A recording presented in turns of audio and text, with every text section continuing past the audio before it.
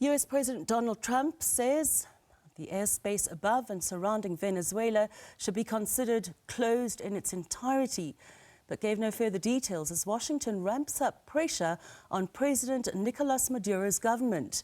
The Trump administration's been weighing Venezuela-related options to combat what is portrayed as Maduro's role in supplying illegal drugs that have killed Americans.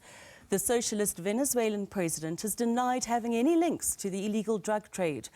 Trump's announcement on Venezuela's airspace followed a warning last week from the U.S. Federal Aviation Administration that major airlines faced a potentially hazard situation when flying over Venezuela due to a worsening security situation and heightened military activity in or around the country. Well, international relations expert Brooks Spector joins us now for more. Good evening and thanks for joining us on Late Edition. Yeah, good evening. Good to be with you. What's the United States' stance on the situation in Venezuela at the moment and its airspace? Has anything changed? Well, as far as I can understand it, I'm not privy to what goes on inside Donald Trump's mind. I must confess, I'm reliant on reading and listening carefully. Several things have been going on simultaneously. It's one thing for the Federal Aviation Authority to warn airlines of the possibility of difficulties. It's another thing entirely to carry out what can only be seen as a bellicose act, effectively an act of conflict, saying that the airspace is closed and that it, in parentheses, presumably meaning, and that will be enforced by military means. And there is no particular legal basis for doing this other than in times of conflict. And there's been no public justification. There's been no going to Congress to seek support. There's been really very little other than the attacks on the boats in the Caribbean.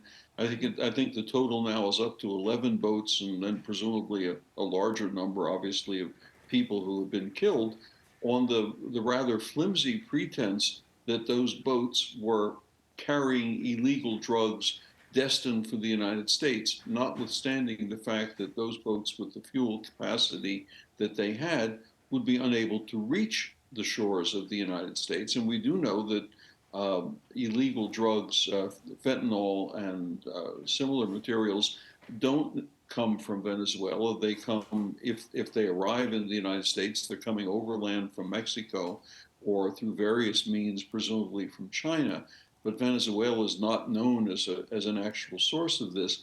All of these things together make it seem like the president is hoping that the Venezuelans will engage in some sort of hostile response. Now, remember, there is a flotilla of American naval ships in international waters, to be sure, but off the coast of Venezuela, including the largest aircraft carrier the country has.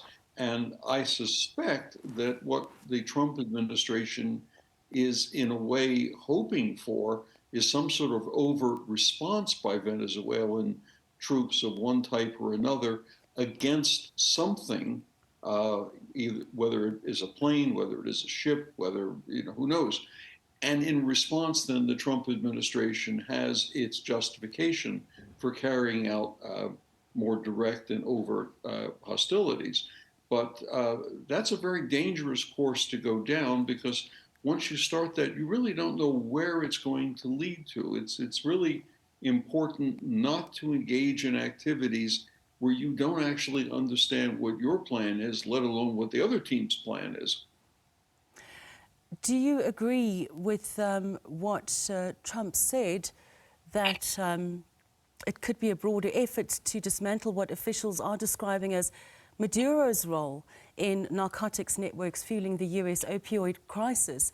And he said, no, he's not involved. But what are your views on that?